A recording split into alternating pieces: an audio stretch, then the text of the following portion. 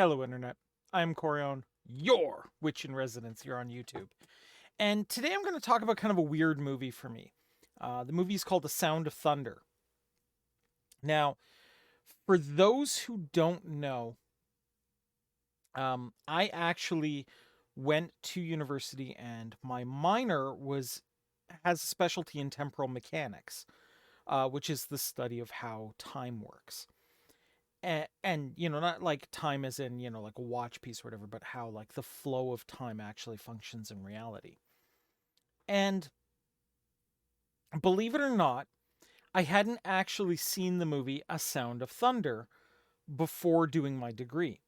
It wasn't until I was over at a friend's house and they said, "Hey, have you ever seen this like kind of jokey B movie?" And I'm like, "No, not really." And then I sat down and I got to watch it. And it's been sitting in the back of my mind because I know I have to do a video on this.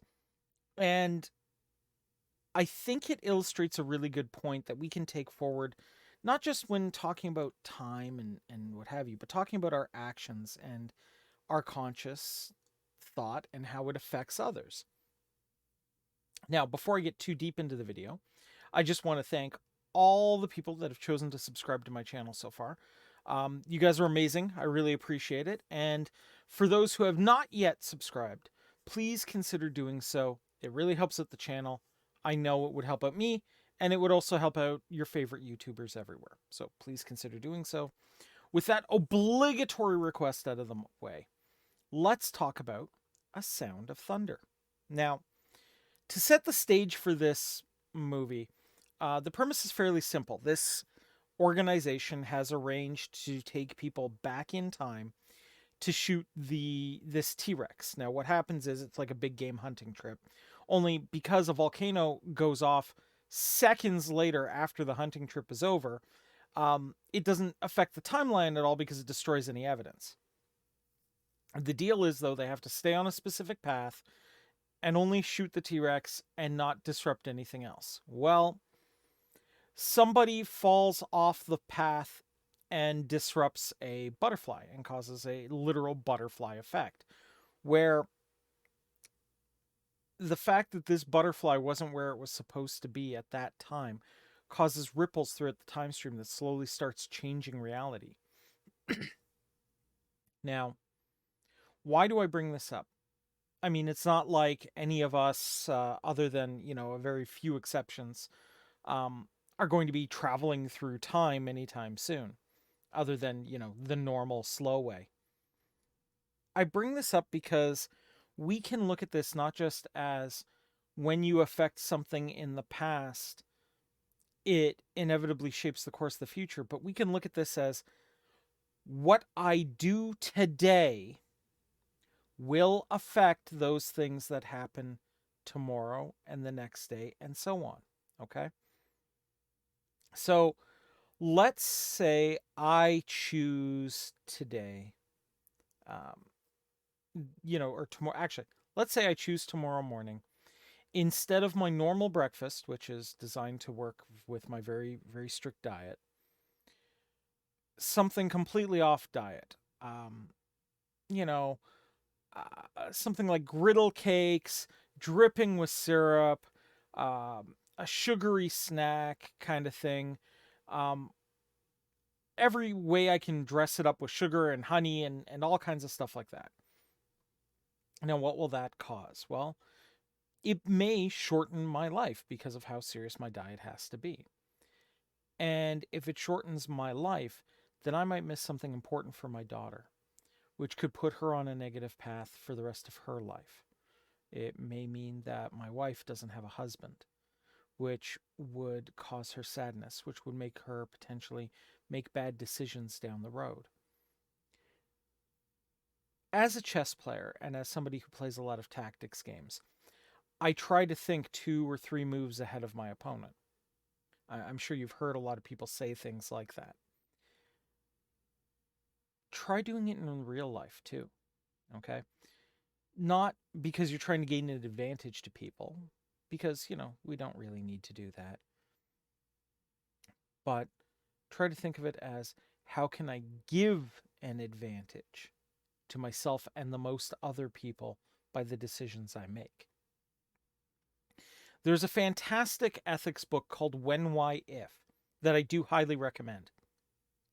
And it talks about this ripple in the pool effect where we drop a stone and it causes ripples, and those ripples will bounce off of whatever they hit and potentially cause more ripples or change other events.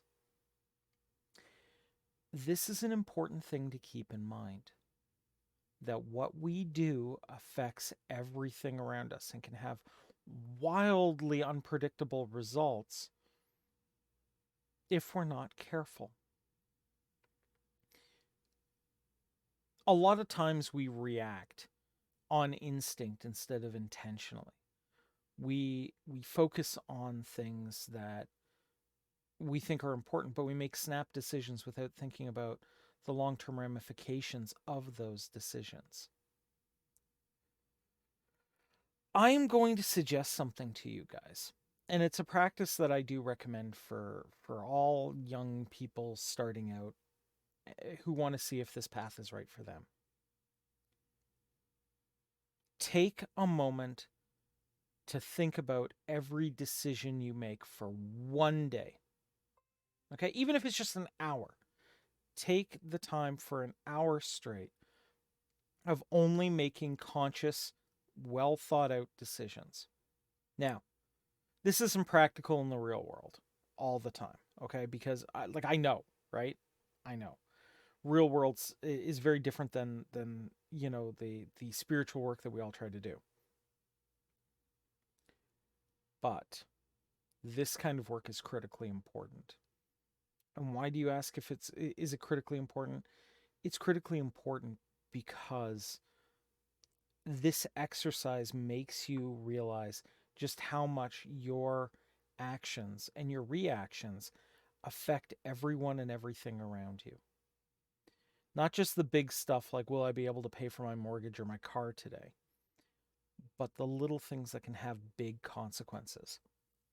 There is a line that I have said to a very, very good friend when he started asking if there was any way to back out of a major problem he was facing. And I responded simply with, the avalanche has already started. It's too late for the pebbles to vote.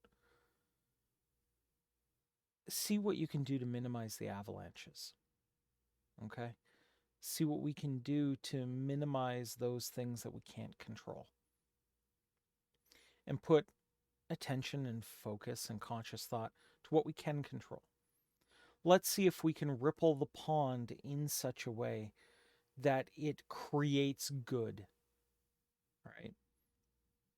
A lot of people ask why magic users and whatnot, why they, well, if you're a witch, why can't you throw a fireball at somebody to deal with a problem?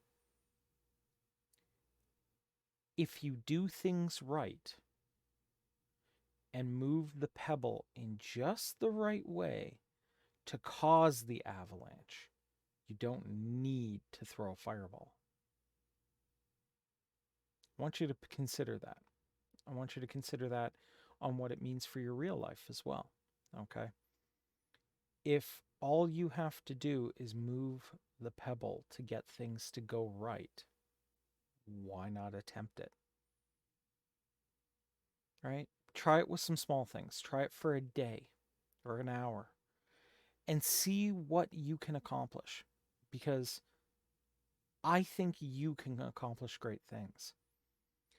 I think by making some conscious decisions, by stopping and thinking about what the ethical ramifications of the actions I'm going to take today are, you'll make some positive changes in your world. And who knows, you might find a pattern of doing things that you hadn't been doing before that turns out to be really beneficial and helpful and causing less stress and pain for potentially people around you and yourself. So that's going to be the homework. Let's try to think about that. And in the comments, please, let's list down some of the things that choices you've made that have had new impacts. Okay. Some of the changes that you made that caused things to get better in your life. Maybe you decided today to not stop at McDonald's for breakfast and instead make your own food, and you wind up saving some money. Or perhaps instead of getting the Starbucks half fat, no foam, triple latte concoction you normally get at Starbucks, you instead use that money to help buy something for somebody who is in trouble. Okay? Whatever it is, whatever decision you made, let's talk about it. I think we're going to get some really cool ones. And I think starting small before we go on to something big would be useful and would be important. And perhaps at some point I'll list off the caravan of events that came to me being on YouTube and all the little choices that went along with that along the way. All right, guys, that's going to be my video. Thank you very, very much, guys. Merry meet, merry part, and merry meet again. Take care, everybody. Bye bye.